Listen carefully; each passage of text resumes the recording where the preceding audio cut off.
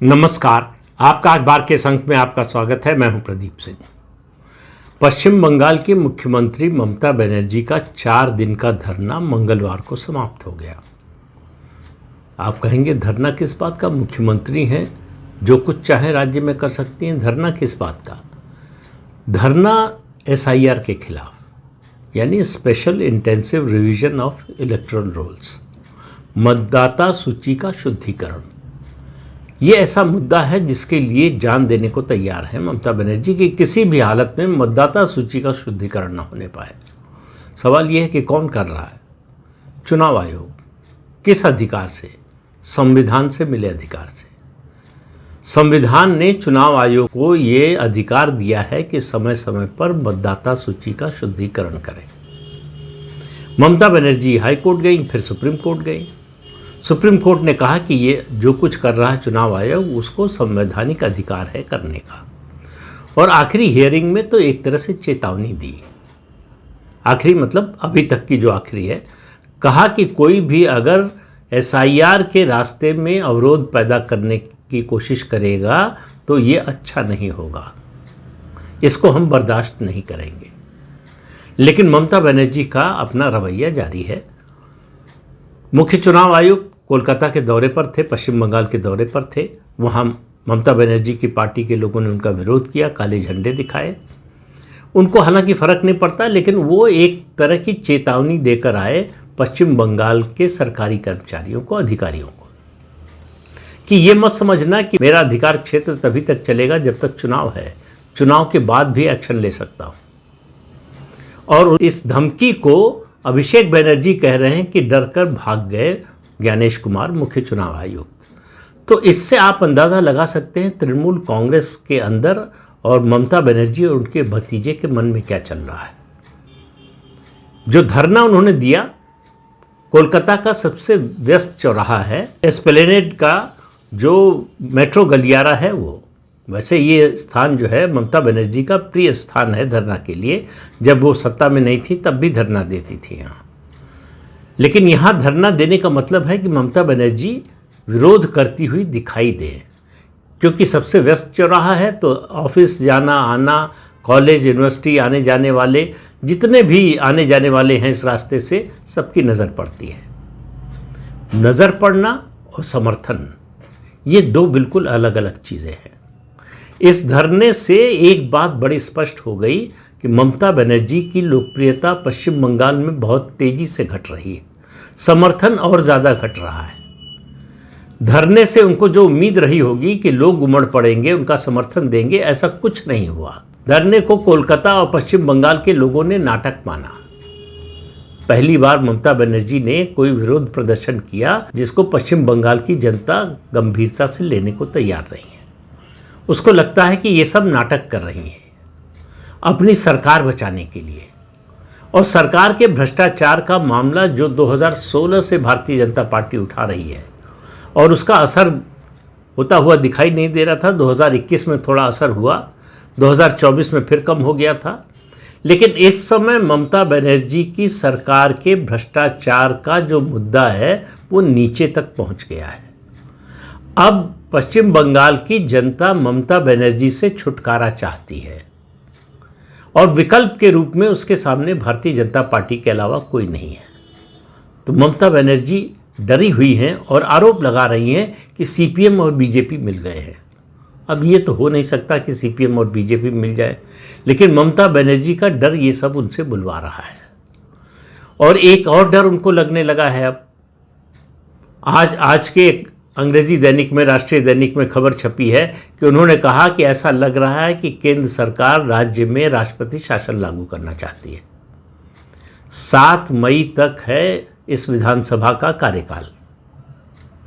उससे पहले चुनाव हो जाना है, उससे पहले चुनाव का नतीजा आ जाना और विधानसभा का गठन हो जाना चाहिए। अब जो हाल है मतदाता सूची के शुद्धिकरण का, उसमें यह काम बड़ा कठिन लग रहा है। 63.66 यानी 63.66 लाख मतदाताओं के नाम कट चुके हैं।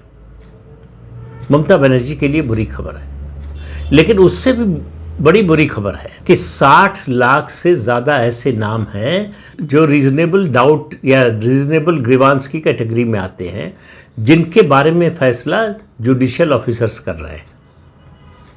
अभी तक जब से काम शुरू हुआ है सिर्फ 10 लाख मामलों का निपटारा हुआ है। इस स्पीड से काम चलता रहा तो जो 15-16 मार्च तक उम्मीद की जा रही है कि चुनाव की अधिसूचना जारी हो जाएगी, वो मुश्किल लगता है पश्चिम बंगाल के बारे में। और अगर चुनाव टल गया तो जाहिर है कि राष्ट्रपति शासन लगेगा, लेकिन ये अभी केवल अनुमान की बात है कि टल जाएगा और काम पूरा नहीं हो पाएगा। लेकिन इतना तो तय है कि चूंकि सुप्रीम कोर्ट के निर्देश पर और हाई कोर्ट की निगरानी में ये काम हो रहा है, तो ये सरकार के दबाव में आकर कुछ होने वाला नहीं है।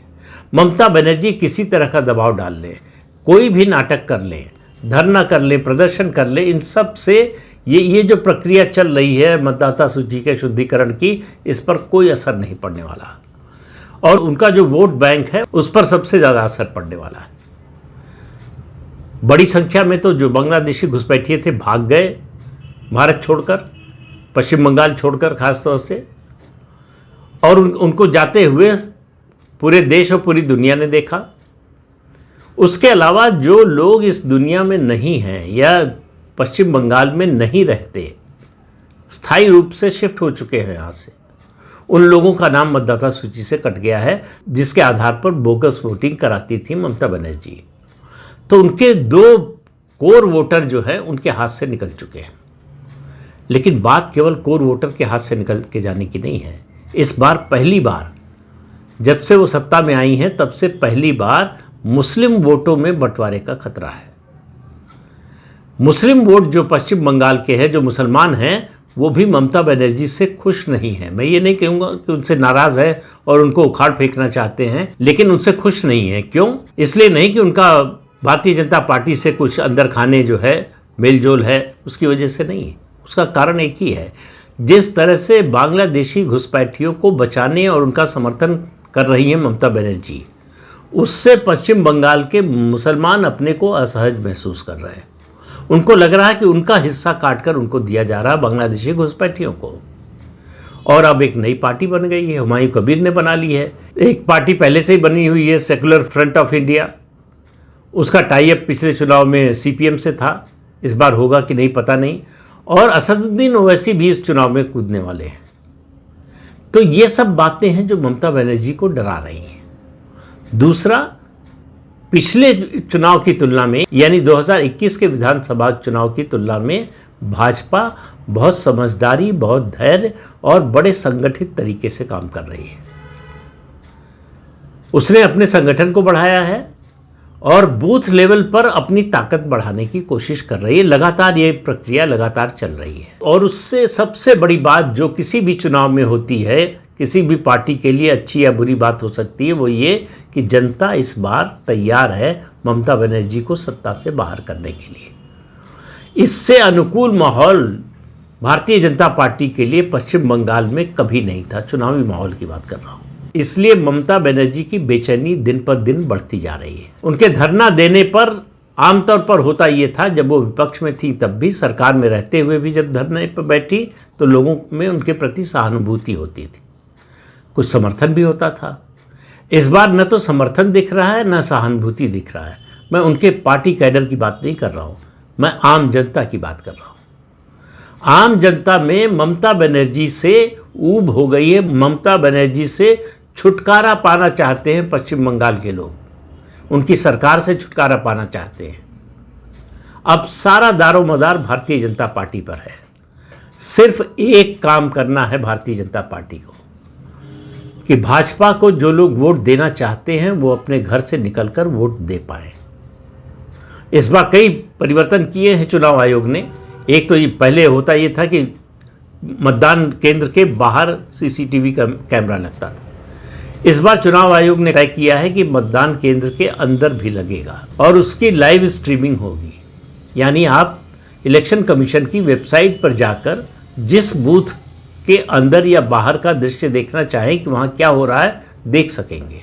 इसमें सबसे ज़्यादा सुरक्षा एजेंसियों के लिए सहूलियत होगी और बंगाल की पुलिस जो ममता बनर्जी के कैडर के रूप में काम करती है उसके लिए बहुत बड़ी कठिनाई होगी, क्योंकि अगर वो दखल देती है या बंगाल की पुलिस बोगस वोटिंग में मदद करती है, जो लोग बोगस वोटिंग कर रहे हैं उनका संरक्षण करती है, तो ये पूरी दुनिया देख सकेगी। इसलिए ममता बनर्जी के लिए सबसे बुरी स्थिति इस चुनाव में है। जब सत्तारूढ़ दल का सर्वोच्च नेता डरा हुआ हो तो समझ लीजिए कि उसको अपने पर विश्वास नहीं रह गया है और अपने समर्थकों पर भी विश्वास नहीं रह गया है। तो ममता बनर्जी इस समय डरी हुई है, इसलिए जोर जोर से बोल रही हैं। डरा हुआ आदमी अक्सर चिल्लाता है, जोर से बोलता है। तो ममता बनर्जी भी बोल रही हैं और उनके भतीजे अभिषेक बनर्जी भी बोल रहे हैं उसी स्वर में। तो इससे आप समझ लीजिए कि पश्चिम बंगाल का चुनाव अगर समय से होता है, क्योंकि जो परिस्थितियां बन रही हैं उसमें इस बात की संभावना से इनकार नहीं किया जा सकता कि चुनाव टल भी सकते हैं। टलेंगे कि नहीं, ये सब कुछ निर्भर करता है कि जो जुडिशियल ऑफिसर्स काम कर रहे हैं मतदाता सूची के शुद्धिकरण का, वो काम कितनी तेज़ी से पूरा होता है, कितने समय में पूरा होता है, और उसके बाद सुप्रीम कोर्ट का स्टैंड क्या होता है। तो चुनाव समय से होगा कि नहीं, अब ये चुनाव आयोग से भी ज़्यादा सुप्रीम कोर्ट और जुडिशियल ऑफिसर्स के काम की स्पीड पर निर्भर हो गया है।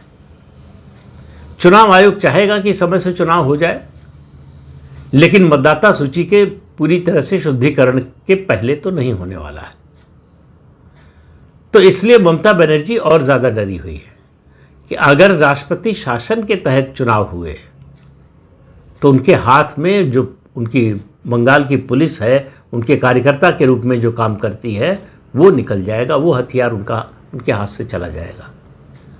तो एक तरह से बीजेपी या दूसरी पार्टियों की दृष्टि से देखें तो लेवल प्लेइंग फील्ड हो जाएगा, जो ममता बनर्जी बिल्कुल नहीं चाहती।